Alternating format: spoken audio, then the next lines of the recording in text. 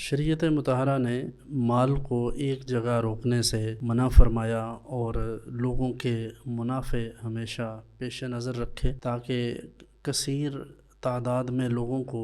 مال سے نفع پہنچے۔ اسی سبب سے ہم پر زکوٰۃ فرض کی گئی۔ اب زکوٰۃ جب فرض ہوتی ہے تو اس میں کیا کیا چیزیں ہمارے پیش نظر ہونی چاہیے، یعنی جو شخص مالک نصاب ہو اس پر زکوٰۃ فرض ہوگی تو نصاب اس کا ہے کیا؟ شریعت نے اس سلسلہ میں 3-4 طرح کے نصاب رکھے ہیں۔ ایک تو سونا ہے، دوسرا چاندی، تیسرا کرنسی ہے اور چوتھے نمبر پہ اموال تجارت ہیں۔ اور ان میں سے کسی ایک سطح پر بھی انسان اس کے نصاب کو پہنچ جائے تو اس پر زکوٰۃ فرض ہو جائے گی۔ مثلاً 7.5 تولہ سونا اگر کسی کے پاس موجود ہے تو وہ مالک نصاب ہے، اس پر زکوٰۃ فرض ہو۔ لیکن اگر کوئی شخص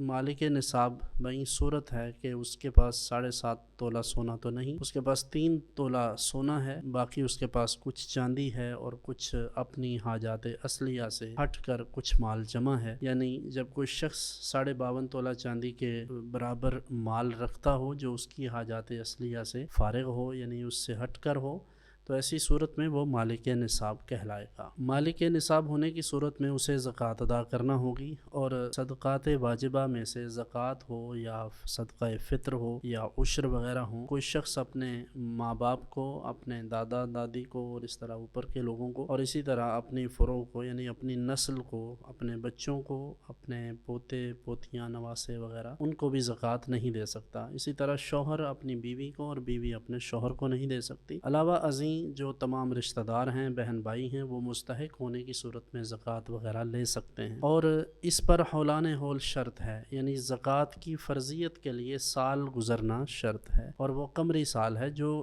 دوسرے شمسی سال سے 10 دن کم ہوتا ہے۔ اور دوسرا یہ بھی خیال رہے کہ بعض لوگ ساری کی ساری زکوٰۃ کا حساب رمضان میں کرتے ہیں۔ یہ اس حوالے سے تو اچھا ہے کہ اگر کسی کے اوپر اس کا سال مکمل ہوتا ہو شوال میں تو وہ رمضان میں یعنی 1 ماہ قبل زکوٰۃ ادا کر دے، لیکن یہ درست نہیں کہ اس کا سال مکمل ہوتا ہو شعبان میں اور وہ رمضان میں زکوٰۃ ادا کرے، یعنی تاخیر سے ادا کرے، تو سال پورا ہوتے ہی اسے زکوٰۃ ادا کرنا ہوگی، اور اس سلسلہ میں اس دن کا حساب رکھنا ہوگا جس دن وہ مال اس کے پاس آیا تھا۔ اسی طرح جو پلاٹ وغیرہ خریدے ہوتے ہیں، مختلف جائیدادیں، زمینیں، اس نیت سے کہ یہ ہم فروخت کر کے اپنی جو ویلتھ ہے وہ مزید بڑھائیں گے، تو ایسی تمام پراپرٹیز پر جو بیچنے کی نیت سے اور تجارت کی نیت سے خریدی گئی ہوں، ان پر بھی زکوٰۃ فرض ہوتی ہے۔ البتہ جس مکان میں آپ رہ رہے ہیں، جو آپ کی گاڑیاں ہیں اور ضرورت کی اشیاء ہیں، ان پر زکوٰۃ فرض نہیں ہوا کرتی۔